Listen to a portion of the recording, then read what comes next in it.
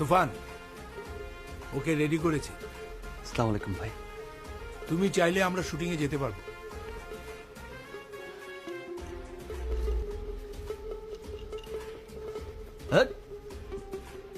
তাহলে স্যুট পরলেই তুফান হওয়া যায়? পুরাই ঝাপসা। আয় বাবা, হ্যাঁ, নিয়ে যাও রে, ও পারবে না, যা।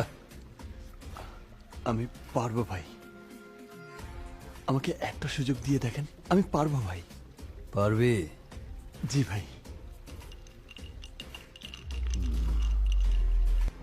ওই করিডোরে কিছু ব্যবসায়ী বসে আছে, যা ডিলটা ডান করে আয়। জি ভাই। আসসালামু আলাইকুম ভাই।